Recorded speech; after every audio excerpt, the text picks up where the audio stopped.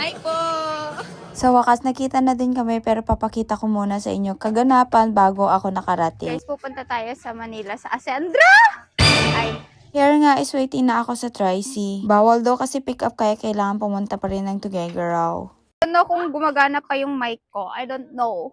Bakit ko nasabi? Kasi nahulog talaga siya. Kaya ayun, nagtry ako at gumagana pa rin naman talaga. So, meron na akong Tri-C. Ayan, nag-try na ako. Kasi, wala akong pag-iwanan ng sasakyan. So, nag-try na lang ako, guys. Yan. Siyempre, dala-dala ko lahat ng gamit ko papunta sa terminal. Saan may sakayan ng mga van. Pero nag-decide ako kay kuya na sa Sibat na lang pala para mas mabilis. Andito na nga ako at for the waiting na ng sasakyan. Hirap talaga pag hindi mo hawak yung oras mo. Since nakasalalay sa sasakyan kung gaano ako kabilis makarating. So dahil wala pa, mag-antay-antay muna ako. After how many hours? Oras talaga. Nakarating at nakasakay na din ako ng van. And here na ako sa Victory Liner. Alas 7 ngayong usapan namin pero napaaga yung dating ko. Since mabilis nga din naman talaga magpatakbo yung sinakyan ko. So sa mga hindi alam kung ano nga palang gagawin sa Ascendra, mag-grand launch na kasi siya February 8. So pumunta kami ng February 6. Imagine 7 months pa lang ang Ascendra pero grabe na. Eto yung launching natin na siguradong napakadaming attendees. Sa mga fast growing company na meron tayo, hindi na talaga ako nagdalawang isip pa na sumali at talagang paglaanan ng oras. What is 6-7? You don't know?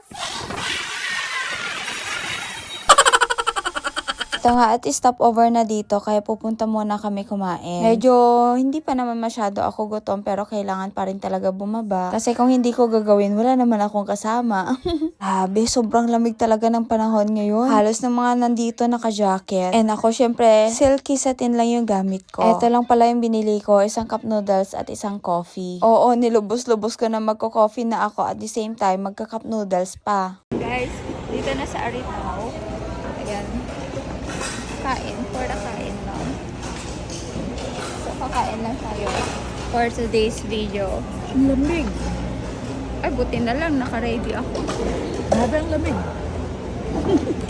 Diba? Ang galing. Doble-doble yung sabaw ko for today's video. Eto nga at nagising na ako. Medyo mugto yung mata ko kasi medyo puyat. Dahil nga di ako nakatulog talaga agad. Pero hinahanap namin yung isang kasama namin. Ayun, parang baby.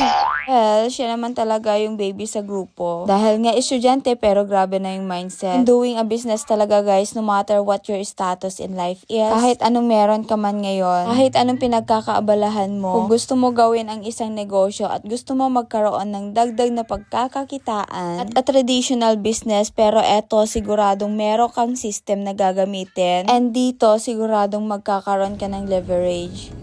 Okay guys, here we are at the taxi. Pero grabe yung taxi na sinakyan namin. Hindi na kasi kami nag-book. Imagine mo from Pasay to Cubao, siningil kami ng 1,250 pesos which is 600 lang dapat. Minsan talaga no, gagawin ang lahat kahit gray money na. Basta makapag-survive lang. Kaya nga sabi ko, kailangan talaga natin magkaroon ng dagdag extra income. And here we are, nasa elevator na kami guys. Sana pag nanonood ka ng video na to, ikaw yung isa sa mga makakasama namin. Magche-check-in na nga kami sa hotel. Since maaga kami dumating, eto lang naman yung pinag-i-stayan namin once na pumupunta kami ng Manila kasama yung mga member ng Ascendra. So, eto yung magiging kwento ng mga startup natin. Tandaan mo lahat ng maayos ang buhay ngayon. Nagsimula lang din naman sila sa ganito. Kung ano man yung tinatamasa nilang tagumpay, syempre may mga sacrifices na behind the camera is hindi nila na sinabi. Tandaan mo lahat ng bagay mahirap talaga yan sa umpisa. Pero pag nagamay at paulit-ulit mo nang ginagawa, magiging daily routine kasi siya. So, papunta na nga pala kami sa aming room. Sana talaga pinapangarap ko din na isa ka sa mga makakasama namin. Masarap umasenso mag-isa pero mas masarap pag meron kang mga kasama. And here sa Ascendra, hindi lang talaga basta pasok. Hindi lang yung tipong basta mag-enroll ka, okay na. Meron mga kalakip na hard work. Pag hindi mo kaya, wag mo nang gawin. Pag ayaw mong umasenso, wag mo nang umpisahan. At pag ayaw mong mabago yung buhay mo, wag mo nang balakin pa. Dahil magsasayang ka lang ng time, magsasayang ka lang ng effort, effort. Kasi kung sa umpisa, ayaw mo na, wag na, di ba? Actually, nahihilo na talaga ako kakababa dito dahil nga, ewan ko ba, naghahang yung elevator nila. Kaya nag-stairs na lang kami pababa pero grabe na yung hilo ko dahil napakadaming floor. Nasa 6th floor kami, guys. Sa susunod na vlog ko, ipapakita ko na lang kung ano yung mga kaganapan pagpunta namin sa office. Bumaba lang kami para kumain.